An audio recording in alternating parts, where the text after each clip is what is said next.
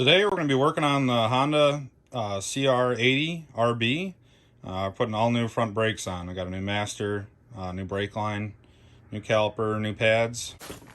Got a new foam filter as well. Other one was garbage. New brake line. It's pretty nice, actually braided, so hopefully it fits.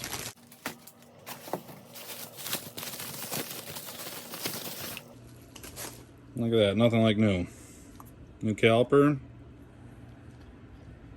new crush washers, new pads. Should be good to go. Let's see here.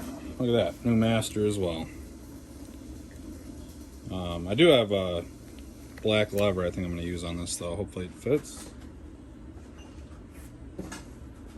It's a shorty.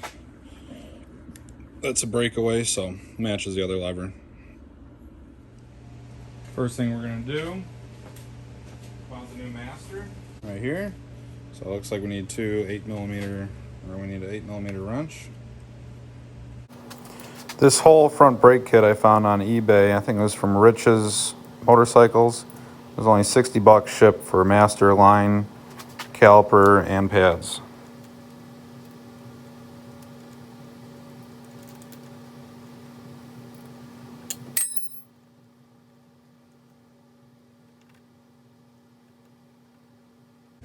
Next thing we're going to want to do here is remove the old brake line. 10 mil.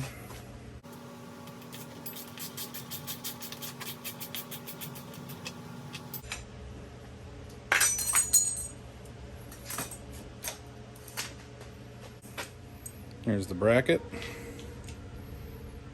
We'll reuse that.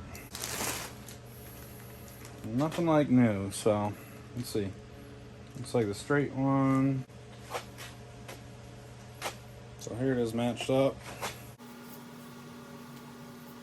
This one is quite a bit longer. Let's see how that looks.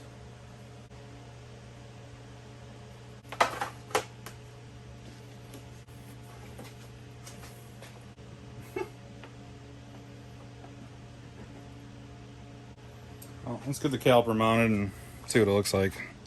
But that looks a little bit too long.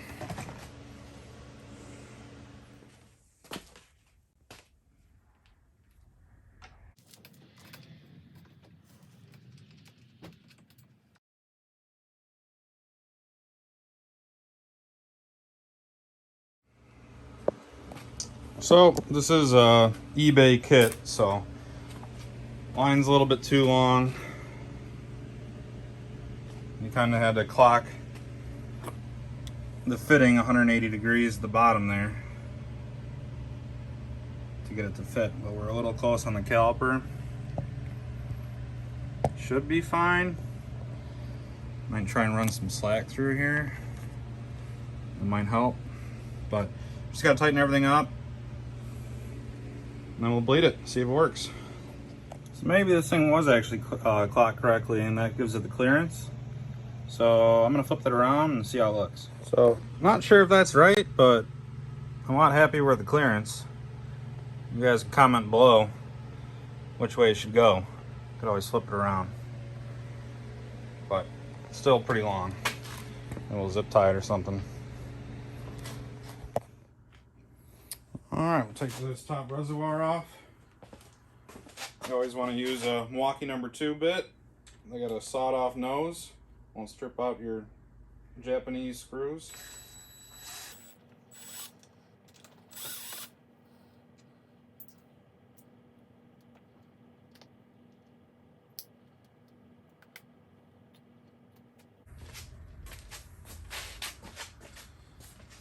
Fill it with some Prestone .3. See what we get here.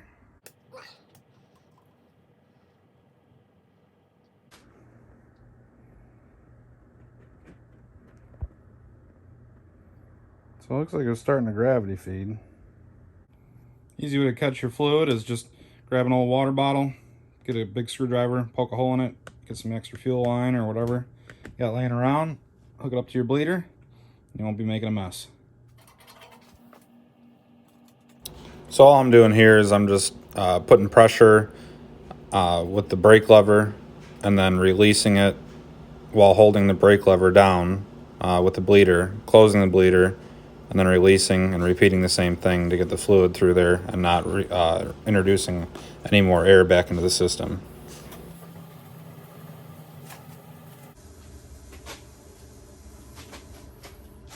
And remember to keep topping it off so you're not starting the whole process all over again.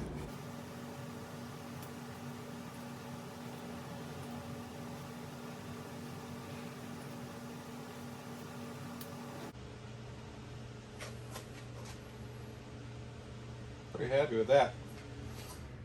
Tighten her up.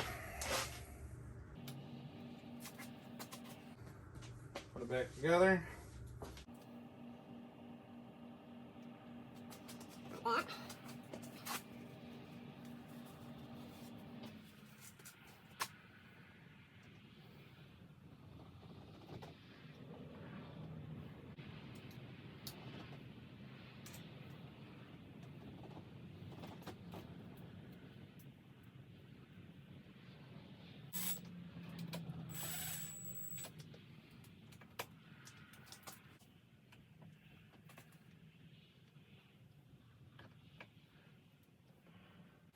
I don't know, I think we got it. So I tried using the black lever, but it had a different position for the piston, so I had to go back with the original one. So while we're out here, we're already wrenching. Let's put a new filter on really quick. Then the last thing we got to do to this thing is give it a bath. I got new graphics for it. But for right now, since it's still freezing out and the whole yard is ice, let's just do the filter for now, and then we just got the cleaning and graphics later.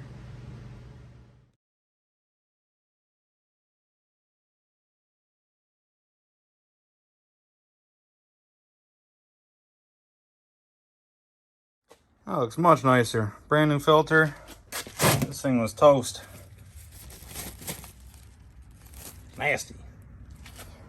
Gonna be picking up extra horsepower out of that guy. Woo! Yeah, so put the seat back on and wait for the next warm day. Get after it. All right, we only have one more part to this series. Just graphics, cleaning, and we'll be riding this thing. So if you guys like this content, stick around and subscribe to 2 Acres. Appreciate you watching.